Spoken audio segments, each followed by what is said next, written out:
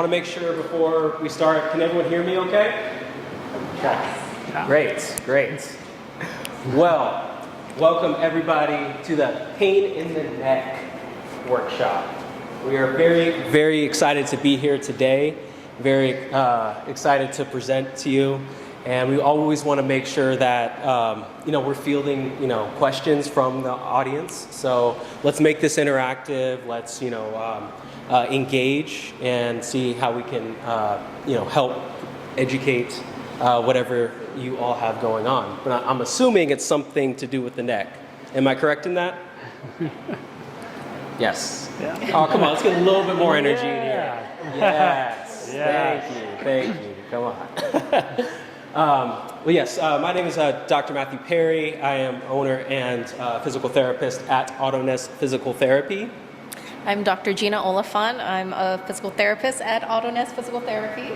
And Dr. Kevin Grayson, also physical therapist at Auto-Ness Physical Therapy. And again, we just want to thank everybody for coming out today. We really look forward to kind of serving the Scripps Ranch community. So we just love giving out information and helping all the people that we can. So thank you. Okay. And so we do want to let everyone know, of course, this presentation is for educational purposes only. If you have any pain or issues with some of the movements that we might be doing, light movements, but movements, please don't do it, right? We have not evaluated you all, obviously, and nor have you been evaluated by a medical doctor either, so that we know of. So can I get a nod, everybody? Yes. Seriously, this is for educational purposes only. Please, everybody, if something hurts, do not do it, okay? So I like to start some of these presentations by talking about the differences between a growth mindset and a fixed mindset. Who here has heard of those terms before? Okay, a couple of you? Awesome. So for those who haven't, a fixed mindset is this whole idea of intelligence looking static, right? We don't pursue opportunities with a fixed mindset. We try to look smart instead of being, instead of learning, those types of things. Whereas a growth mindset, people embrace challenges with a growth mindset. People really do what they can to try to learn, okay? And that goes for us included, okay? We're going to hopefully learn a ton from you all through your questions and comments, as hopefully you'll learn from us today, okay? So for the purpose of this presentation, can everybody put their growth mindset hat on? Is that okay? It's on. Thank you, there we go. So as far as objectives, we're trying to learn a little bit more about proper positioning of our neck and head. This bowling ball that we have, and sorry, I don't mean to offend anybody, but it's literally a bowling ball in weight and in size for most of us.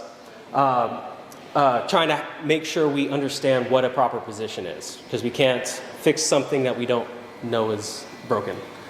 Also, we're trying to discuss the long-term impacts of what happens when you are not doing so, because they might be a little surprising to you all. We all know we need good posture, but why? Also identifying ways to eliminate pain, strains, and things like that in your daily environment. Hopefully that sounds good to you all. And then of course demonstrate some exercises which promote and support proper neck and head positioning.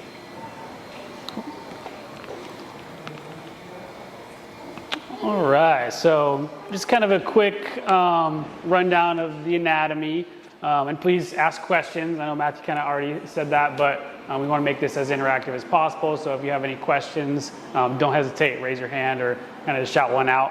But again, in cervical spine, we do have 7 cervical vertebrae. You see how there's a natural kind of curvature. We call that lordosis. That is normal. So to have a little slight curve, that is what is expected, what we want in the cervical spine. Oftentimes, as we age or get older, we start to lose that curve. So instead of having that nice curve, it kind of goes just straight like that. And that's where we often see a lot of people kind of have that forward head posture. So part of some of the exercises we do and the things some we might go over today are to kind of get that head kind of back where it should be, okay? As far as the musculature, I mean, look at all the muscles that attach up to the head and cross over the cervical spine. A lot of muscles. And they're showing different layers, right? So on the left side here, that is your big upper trap muscle. That's this guy here. And as we peel the layers down, a lot of fine muscles in there. A lot of areas that get really tight, really weak. And we'll talk a little bit more about that as we kind of continue today. So any questions just about general anatomy or anything like that? Okay. And quick note, we are recording this and we're going to be sending it, the recording once it's chopped up and all of that, to all of you who attended today. So if you're not quite, if you need a second look at this, you will have that, okay? Yeah. Okay, so what is posture? Anyone want to take a crack? What is posture? What's your definition of posture? Have to have some. What was that? The way you hold your body. The way Yeah, you that's a good answer. Yeah. What was that? Like sit and stand. Yeah. Yeah, Great. Movement. Movement? yeah. Absolutely. Yeah, so I mean, there's different postures in every position, right? We talk about sitting posture, standing posture. There's athletic posture when we work with athletes or people who play pickleball. We were talking about pickleball earlier. So that athletic stance, so there is a proper posture, proper alignment to kind of be in there. So how about this guy? Is that good posture? So again, improper laying posture. I know a lot of us kind of end up in this position. I know I do sometimes after a long work day. It's Thursday or Friday. So okay, how about this? Is that good standing posture? Okay, so again, look at the position of his mid-back and how it's affecting his neck. So kind of walking around like this all the time, he's probably going to have some neck pain after doing that for a long time. Okay? So kind of going into our next slide here, this is a very common pattern that we see a lot of people have when they have that forward head posture. So to kind of go through this X pattern, we call this upper crossed syndrome. It's just a term. What it really means is these muscles up here, the upper trapezius, the levator scapula, kind of mostly these muscles here get really tight. A lot of people feel like they hold a lot of stress in their shoulders and their neck. It's usually those two muscles.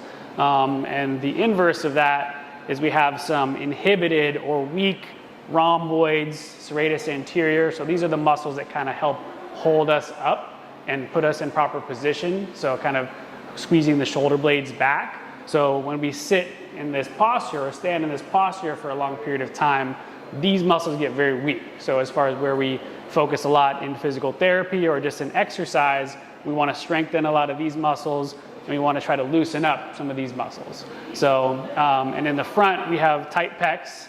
So again, when we're holding our posture here, muscles in the front get really tight. And inhibited neck flexors, we'll talk a little bit more about those neck flexors, but they're actually deep in the front of the neck. And that's really what helps us keep that head kind of backwards. So we'll go through an exercise in a little bit to kind of talk about how we activate those muscles a little bit, okay? Any questions about upper crossed syndrome?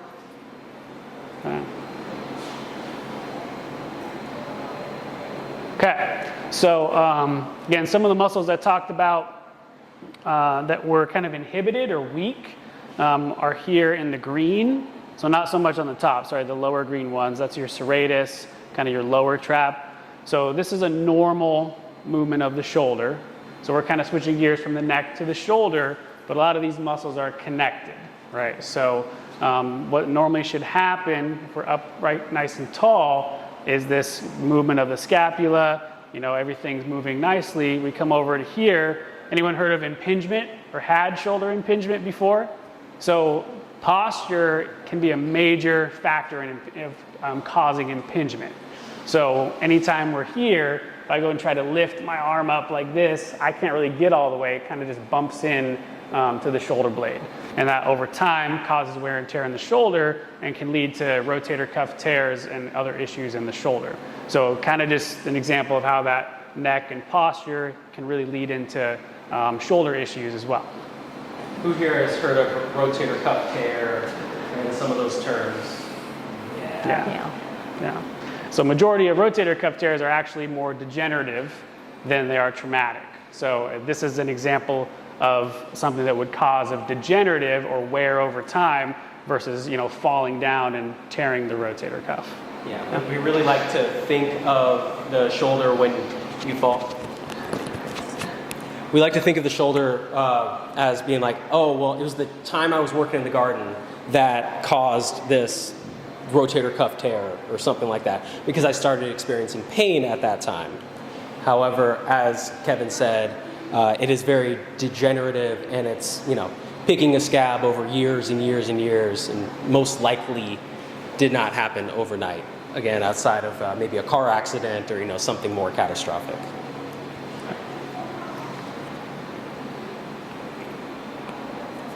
All right, let's get moving. Yeah, let's take you through some of these exercises that we've been talking about throughout. Okay, so I know everyone, let's see your posture. Everyone not too bad. Let's see you sitting nice and tall. Very good. So I know. Looks like everyone was sort of starting to come into this position. Now we're sitting nice and tall. Perfect. Okay. One of the exercises, the first exercises we're going to take you through is just a nice scap retraction. So in one of the earlier slides that Kevin was showing you, those rhomboids, right, the serratus anterior. So some easy exercise we can do. Think about pinching your shoulder blades back, okay? Very good. Pinching, holding through there for a few seconds, and then back out of there. So what I want you to do, most of you are doing really well, try not to shrug into those shoulder pinches. So we're going to squeeze. Good. Making sure our shoulders are nice and relaxed into that. Very good. And relax. Feeling okay through there, especially when we're working on the computer, looking at our phones, having just our arms in front of us, so our shoulders rounded. We want to open up the chest. We're getting a little bit of a stretch through the pecs, and then just really engaging those muscles in between our shoulder blades, those rhomboids. We want to pinch and squeeze, hold for 3 seconds. If it's okay with everyone, maybe everyone stand up. Yeah. Yep. Come around and individually, again, kind of help. We're moving around. Some people are still struggling. Yeah. Go ahead and try to drop those shoulders down. Pinch and squeeze those shoulder blades back. Very good. I'm just going to come around a bit and just really pinch through here. Very you good. want to feel like you're almost squeezing a lemon between your shoulder blades, right? So pinching back there, get a strong pinch. Very good. And without getting that shrug. Good. Yeah. Let's see how you're doing. Good. Let's relax out of that and just really drop that down and squeeze back. I'm just going to reach behind you. Right. Very good. Pinching right through here. Good. And then relax. Feeling okay with that? Good. And stretch. Oh, sorry. Go ahead. Very good. You guys feeling that relax. between the Feeling shoulder okay blades? right there, right? And just making sure we're dropping our shoulders down. Feeling okay with these? Good. Looking good through here. Very good. Yeah, so similar to like the rowing motion, anything like that, we just want to pinch our shoulder blades back, engage. Good. Very good. Very good. Depends how wide, right? So I feel like if you're too narrow, like you can't really pinch, I can't get a pinch back there, right? Because you're kind of bumping into your rib cage. Yeah, so probably want to be out here a little bit feeling more. okay? Looks good. This is a great one to do throughout the squeeze in day, between right? your shoulder You can do high blades, right? repetitions. So Yeah, you're doing good. a project or you're sitting at your desk Very or good. Doing okay reading with a book these? or whatever, Very good. every so often, every 20, 30 minutes, get up, do 10, 15 squeezes. It really just helps keep those muscles turned on and activated so that they're not sleeping. Because when they're sleeping, that's where we just get stuck right here. So, Very good. very good. All right, we'll move on to the next one. We've got a good amount of people here, so we might do this one a little bit differently. I'm going to have you guys just space out a little bit so that we can bring our arms out. And so, Yeah. yeah. We just don't want to hit each other with this one, right? So we're going to do a snow angel, and it's just like we're doing snow angels when in standing, okay? Just getting that movement through our shoulders. Yeah. Very good. Good. Very good. And squeezing down. Very good. And so the idea, in a perfect scenario, my fingers are here, like right in line with my body, and as I raise, they're still pretty in line with my body. Yeah. Good. That might not be achievable for everybody. Yeah. So sometimes we'll have people do this against the wall. So if you're leaning back against the wall, you can kind of slide your arms and try to keep them back, which can be very challenging to do if you have tightness or any kind of issues going on, even in the upper back or neck. Feeling okay with that? Okay. It's a little tight at the top, right? Try to not to I see shrug, a little bit. It wants shrug your to come up a shoulders, little keep bit. the shoulders Yeah. relaxed. And then pay attention to your back as well. So a lot of people, as they go Good. up, they're going to flare their ribs and arch the back. Okay, so kind of keep your core a little bit engaged as you go up too. Very Yeah. good. Good.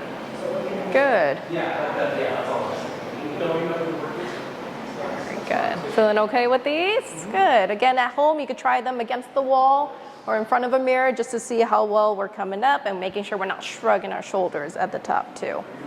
Very good. All right. Good. Okay.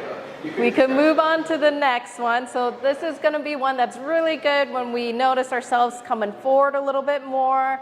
We've been looking at our phones, looking at the computer, when we feel that little bit of achiness through our necks too after a long day. Okay, so these are going to be our chin tucks. Okay, these are going to really help us with our posture. So what I want you to do, again, relax your shoulders down. There's a theme today. Relax those shoulders. And we're going to stare right in front of us. Okay, try not to look up or down. Just have our gaze right in front of us. And then we're going to act as if we're trying to make a double chin. So we're going to try to bring that head back, making a little bit of that double chin. Good. And then relax out of there. Good. No? Very good. Let's try that again. We're going to hold for a few seconds. Let's try for 3. And then relax out of there. This is a hard one to get. So if you have any questions, we'll kind of walk around and help everyone. It's not a common movement we do. But this is, when I was talking about those deep neck flexors, this is how we kind of get those activated. Yeah, you want to try to engage everything. Yeah, you have a tendency to want to use those shoulders, right? Yep, good. Good. It's a subtle And it's movement, a really though. small So it's not movement. like I'm not getting crazy far back here. Very good. Good. That looks really good. You should feel kind of the muscles in Do you mind if front I of your come? neck working a little bit, but you might feel a stretch in the back of your Yeah, neck so too. from here, go ahead and Okay. relax. I'm just Very relax good. those shoulders down, and then we're going to Any come back. questions Yep, about just that like one? that. Does that feel okay?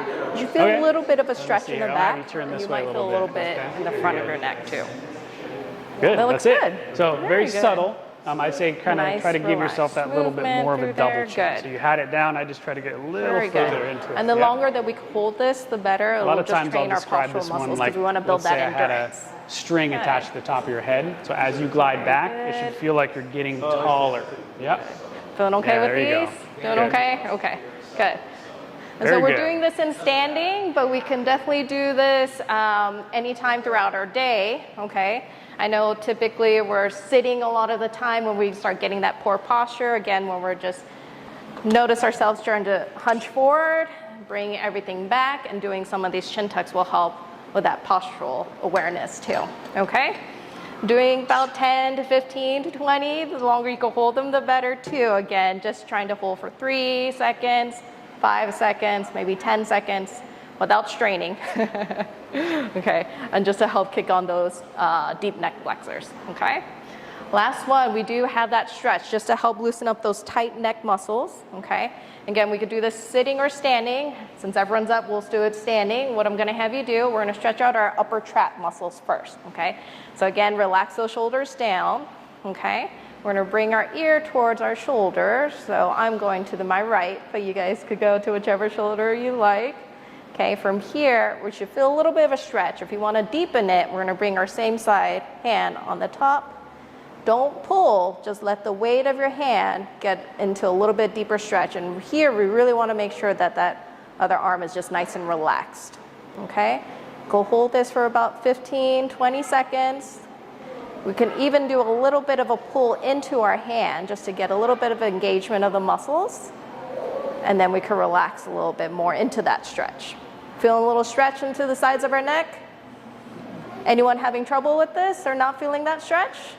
You can raise your hand if you do, if you're having trouble with this. Good, let's try the other side. Again, relax the shoulders down. We're gonna bend our ear to our shoulder. Bring that same side hand just on the top of our head. Let just the weight of our hand bring it down just to get a nice little stretch through there. Again, making sure we're not tipping over and we're letting that arm relax. Good. Good. If you feel like you're kind of pulling your whole body with you, sometimes I'll have people put their other hand behind their back and then continue to pull, so it Like kind of this. helps lock that shoulder in place. Very good. Good.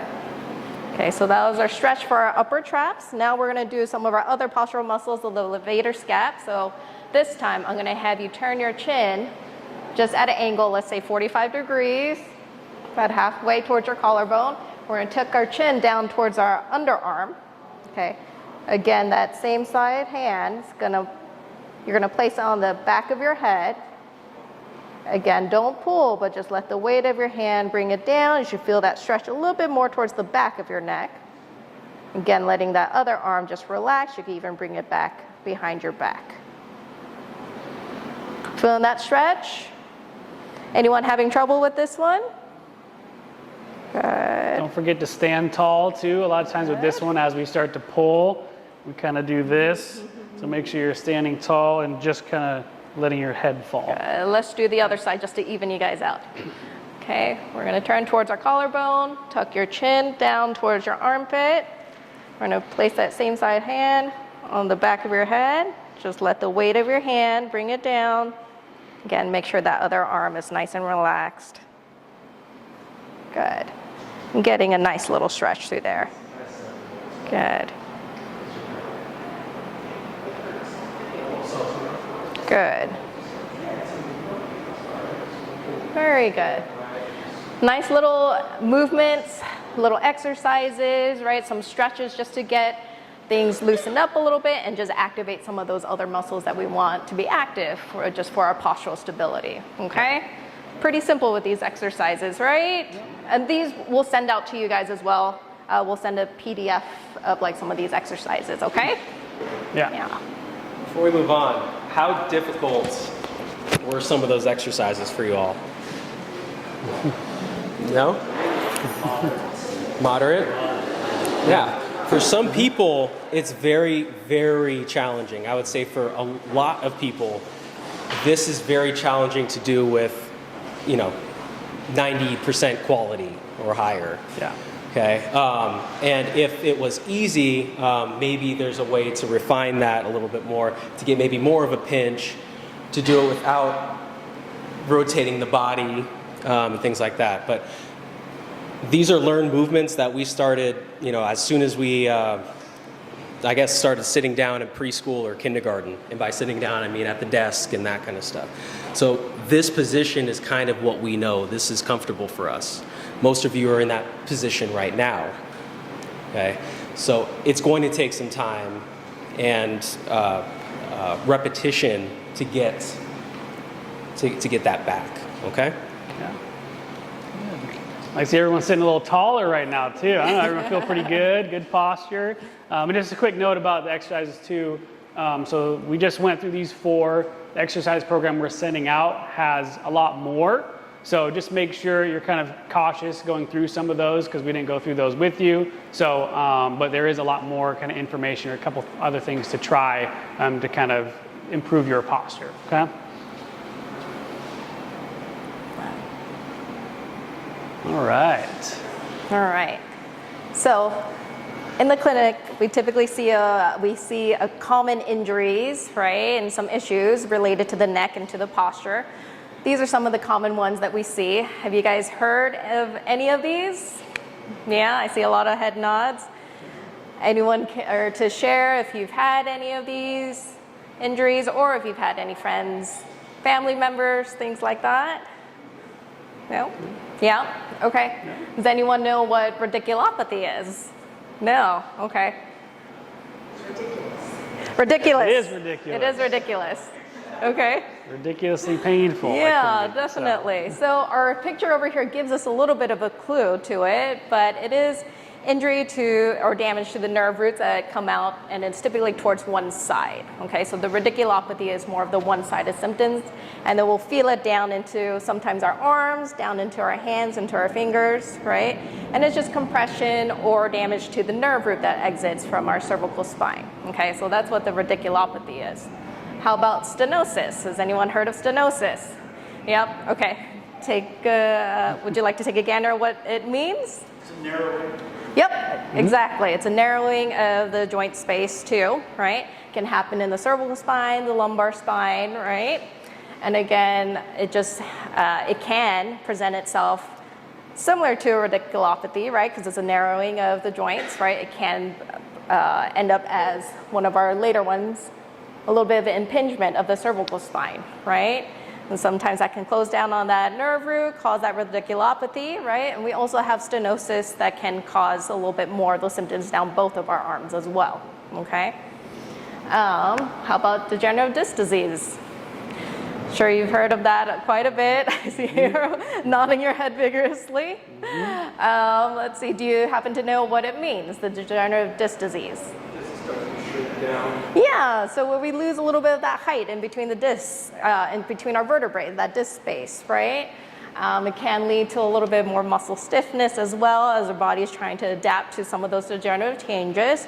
But a lot of these we hear about in the doctor's offices, in the clinic, sometimes with x-rays or MRIs, things like that. But definitely, these are all the more common injuries that we see in the clinic, but definitely we have seen them and we're able to treat them as well, right?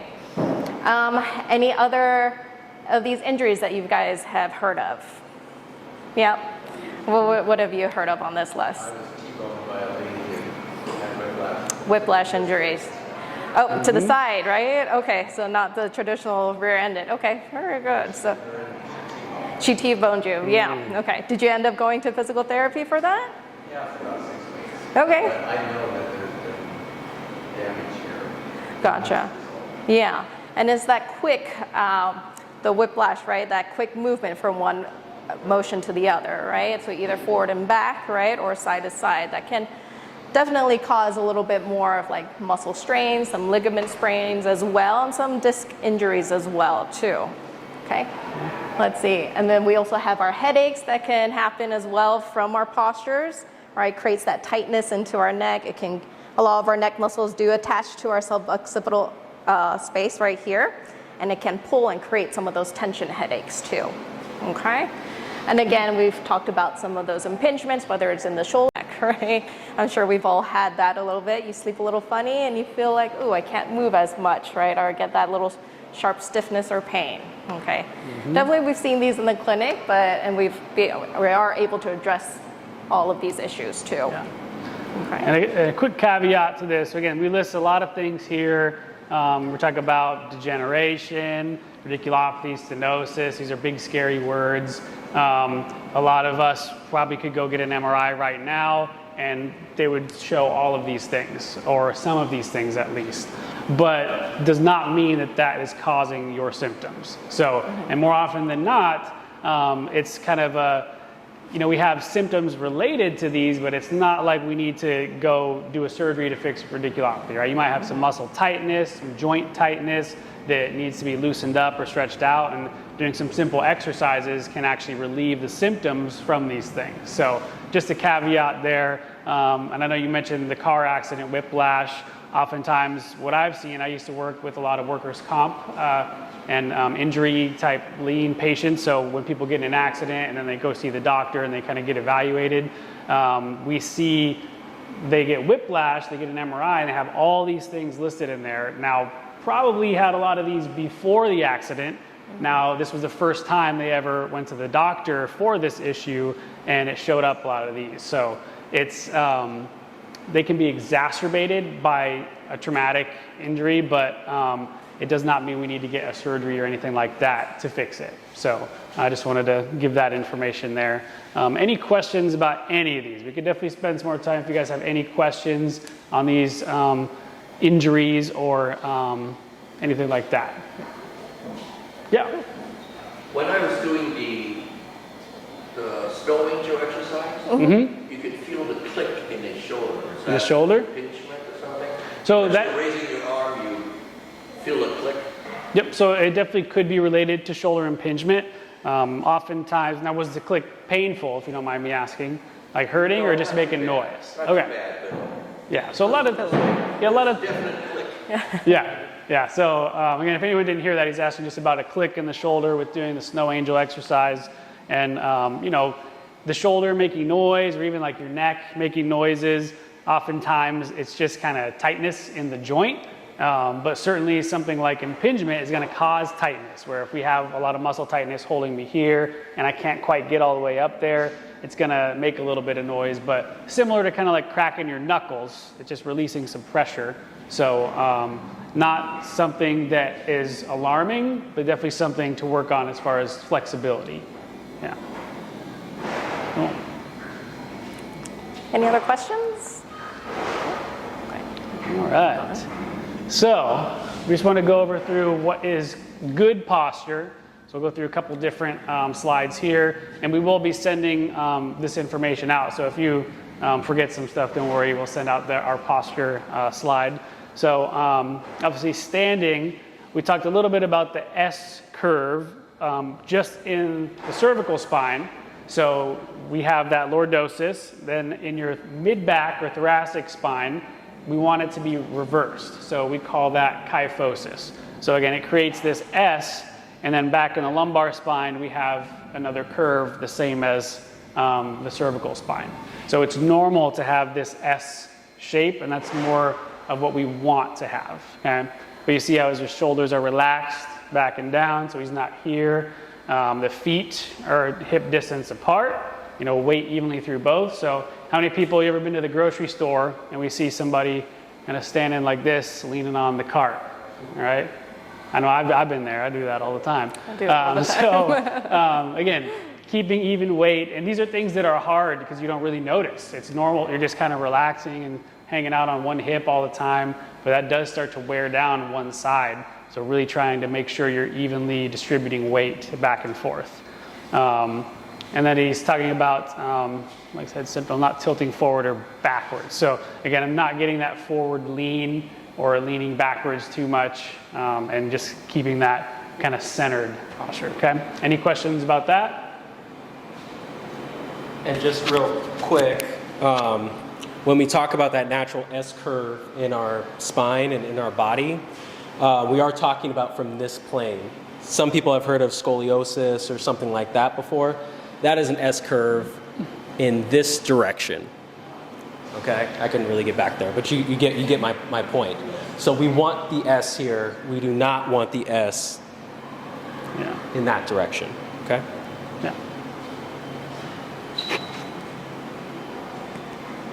Okay, so sitting, not much different, but again, we still want that S curve, hips slightly higher than your knees, so we don't really want our knees way up on something like this. So hips are just slightly higher. We have another diagram later that will kind of show angles and things like that. But again, same kind of theme, shoulders relaxed, feet flat on the floor is a good one. It helps keep you kind of grounded and relaxed so your hips aren't kind of getting extra traction on them. And then when I talk about sitting posture with the chair, making sure we're scooting all the way back. I know these chairs aren't the best ergonomic chairs. They're kind of leaning back a little bit, but I always tell everyone to scoot all the way back, butt to the back of the chair so that you're supported and sitting up tall, okay? Right, because every time you go to set up, oh, take a picture of me, I'm perfect, right? Yeah. So, you know, yeah, I kind of have to sneak attack a little bit there, but yeah, so it can be challenging to kind of evaluate those things, but having somebody help you, whether it's a spouse or, you know, a physical therapist or whoever, can definitely be helpful, okay? Any other questions about that? Okay.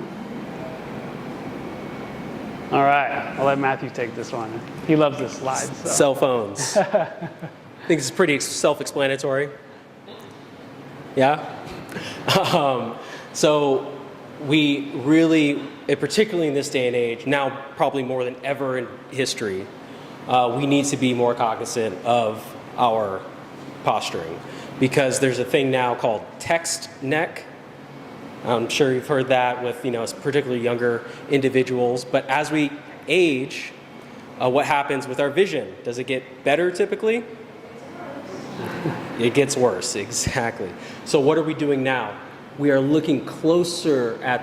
Makes a huge difference, and it also makes a big difference whether on your back or your side. So obviously we want to be in the most neutral posture we can be, and I would say that, again, it's kind of one of those picture things where if you're lying on your back, it might feel good, but if someone took a picture from the side, you might find that you're actually kind of flexed too far this way, or maybe the pillow's too small and you're kind of back that way. So having someone kind of look at that side view to make sure that spine is kind of more of a neutral position. Okay. Any other specific questions on that, or? Okay. Yeah, it's kind of a hard thing. Again, it's kind of more something we would look at specifically depending on your issue. Yeah. Cool. Okay. All right. A quick note, just that recovery is more reality looks like this, right? So everyone thinks that it's a straight line to the end, but obviously what matters is that we are getting to the end, right? Yeah. You can attest to this one, yes? All right, so just a little bit about us. We're a one-on-one physical therapy clinic, so we do one-on-one care with our patients, and this is just an example of our patient pathway. So basically, we like to get our patients from pain to performance. So kind of seeing all the way through. We're not just getting rid of pain. We're talking about lifelong goals and longevity and health and wellness and getting you back to playing golf, pickleball, or whatever goals you have, okay? Or just living longer, right? Exactly. Longevity. Most of us want to live for as long as we healthfully can, right?